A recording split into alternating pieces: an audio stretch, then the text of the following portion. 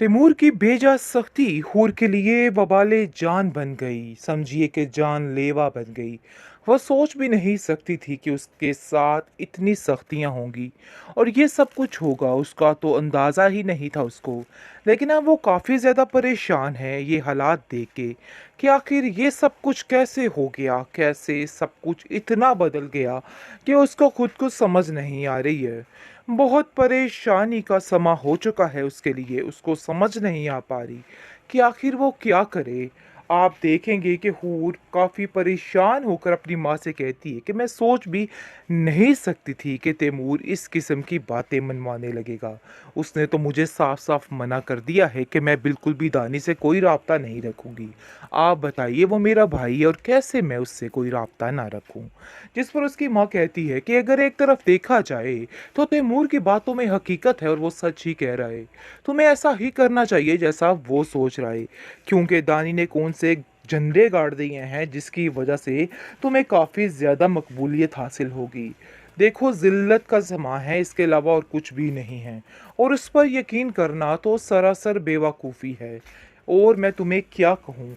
जिस पर उसकी माँ उसको समझाती है, लेकिन फिर भी वो इन बातों को नहीं समझ पा रही, क्योंकि कहीं ना कहीं वो जानती है कि तैमूर की बातों में हकीकत नहीं है। वो बिल्कुल गलत कह रहा है, क्योंकि तैमूर सुनी सुनाई बातों पे यकीन करने लग चुका है। यही बात है, क्योंकि जैसे ही उसकी फुप्पो जो कुछ उसको कहना चाह रही हैं, बस वो वही सुनता है और वही रिपीट कर रहा है। इसके अलावा उसको कोई भी गर्ज नहीं है, क्योंकि कल तक जो के उसकी हर बात हूर की मानने को तैयार था, और आज उसको ऐसा लग रहा है कि हूर ही गलत है। तो ये भी तो कोई इंसाफ की बात ना हुई। इसका मतलब है कि बाजी पलट चुकी है और तैमूर भी बदल चुका है, और काफ़ी हद तक हर चीज़ बदलती हुई नज़र आ रही है ताकि उसका बेटा उससे दूर जाए। लेकिन एक मजबूरी के तहत उसको ये सब कुछ करना पड़ रहा है, और वो ये सब कुछ कर रहा है। हालांकि ये सब कुछ इंटेंशंस नहीं थी उसकी। हूर भी काफ़ी परेशान है, और अपने भाई को जो कुछ उसने कहा सिर्फ लोगों की बातों में आकर कहा है। और तैमूर की ये बात बिल्कुल भी वारे नहीं है। तैमूर से उसकी फूफो कहती है कि देखो, हूर से बोलो कि अपने इस एटीट्यूड को चेंज करे। घर का माहौल ऐसे इसने बिल्कुल फन्नासा करके रख दिया है। हमारे घर में तो ऐसे जैसे नहूसत सी छा गई हो दानी की वजह से। ये दानी का रोज़ रोज़ आना जाना मुझे इधर बिल्कुल भी पसंद नहीं था। बातचीत है और फाइनल है कि दानी की बात अब इस घर में नहीं होगी। मैं बिल्कुल भी बर्दाश्त नहीं करूंगी कि दानी की कोई भी बात इस घर में दोबारा दोहराई जाए। लेकिन जब आप देखेंगे कि दानी अपनी सफाइयां पेश करेगा और कहेगा कि मैंने ऐसा कुछ भी नहीं किया, आप लोगों को मेरी बात का यकीन करना ही होगा। उसकी माँ कहती है कि आखिर कैसे मैं तुम्हारी बात का यकीन कर जाऊँ, मुझे इस चीज़ की बिल्कुल समझ नहीं आ रही।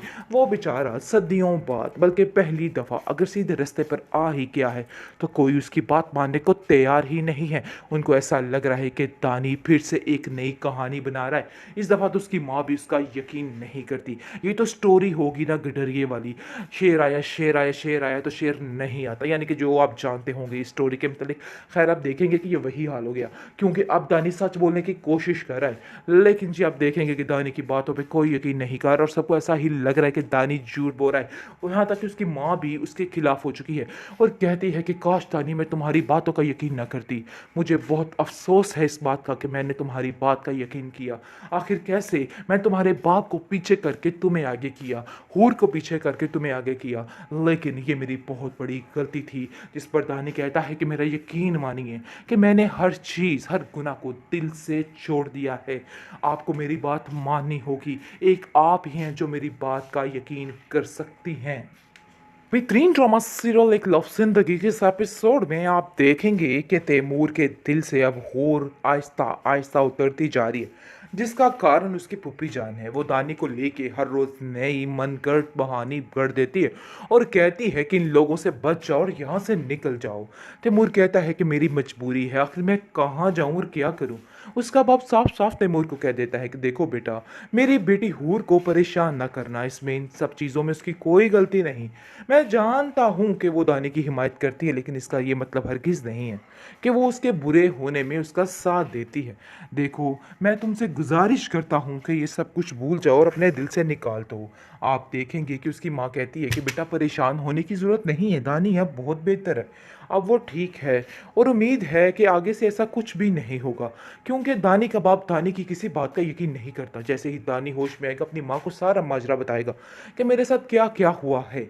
उसकी माँ जो है वो कहती है कि तुम्हारी बहन तुम्हारे लिए इतनी परेशान है, क्या तुम इन बातों को समझ सकते हो?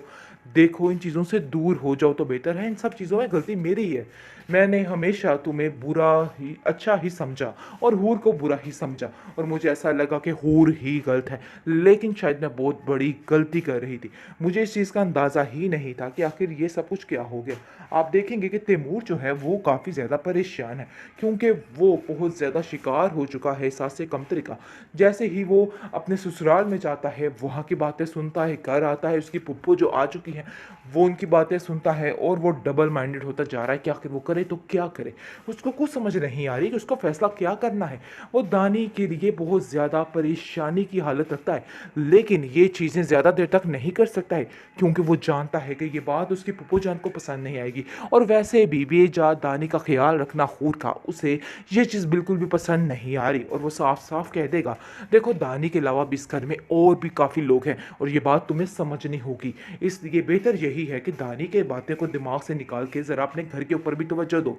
ये बातें भी तुम्हारे लिए बहुत ज़रूरी हैं। आप देखेंगे जी, हूर जो है वो काफ़ी ज़्यादा परेशान हो चुकी है, और दिन रात अपने भाई की याद में रोती चीखती बिलखती रहती है। और तैमूर की ये बात बिल्कुल भी वारे नहीं है। तैमूर से उसकी फूफो कहती है कि देखो, हूर से बोलो कि अपने इस एटीट्यूड को चेंज करे। घर का माहौल ऐसे इसने बिल्कुल फन्नासा करके रख दिया है। हमारे घर में तो ऐसे जैसे नहूसत सी छा गई हो दानी की वजह से। ये दानी का रोज़ रोज़ आना जाना मुझे इधर बिल्कुल भी पसंद नहीं था। बातचीत है और फाइनल है कि दानी की बात अब इस घर में नहीं होगी। मैं बिल्कुल भी बर्दाश्त नहीं करूंगी कि दानी की कोई भी बात इस घर में दोबारा दोहराई जाए। लेकिन जब आप देखेंगे कि दानी अपनी सफाइयाँ पेश करेगा और कहेगा कि मैंने ऐसा कुछ भी नहीं किया, आप लोगों को मेरी बात का यकीन करना ही होगा। उसकी माँ कहती है कि आखिर कैसे मैं तुम्हारी बात का यकीन कर जाऊँ, मुझे इस चीज़ की बिल्कुल समझ नहीं आ रही। वो बेचारा सदियों बाद, बल्कि पहली दफ़ा अगर सीधे रास्ते पर आ ही गया है, तो कोई उसकी बात मानने को तैयार ही नहीं है। उनको ऐसा लग रहा है कि दानी फिर से एक नई कहानी बना रहा है। इस दफ़ा तो उसकी माँ भी उसका यकीन नहीं करती। ये तो स्टोरी होगी ना गडरिए वाली, शेर आया शेर आया शेर आया तो शेर नहीं आता, यानी कि जो आप जानते होंगे इस स्टोरी के मतलब। खैर, आप देखेंगे कि ये वही हाल हो गया, क्योंकि अब दानी सच बोलने की कोशिश कर रहा है, लेकिन जी आप देखेंगे कि दानी की बातों पे कोई यकीन नहीं कर रहा, और सबको ऐसा ही लग रहा है कि दानी झूठ बोल रहा है। और यहाँ तक कि उसकी माँ भी उसके खिलाफ हो चुकी है, और कहती है कि काश दानी मैं तुम्हारी बातों का यकीन न करती। मुझे बहुत अफसोस है इस बात का कि मैंने तुम्हारी बात का यकीन किया। आखिर कैसे मैं तुम्हारे बाप को पीछे करके तुम्हें आगे किया, हूर को पीछे करके तुम्हें आगे किया, लेकिन ये मेरी बहुत बड़ी गलती थी। जिस पर दानी कहता है कि मेरा यकीन मानिए कि मैंने हर चीज़ हर गुनाह को दिल से छोड़ दिया है।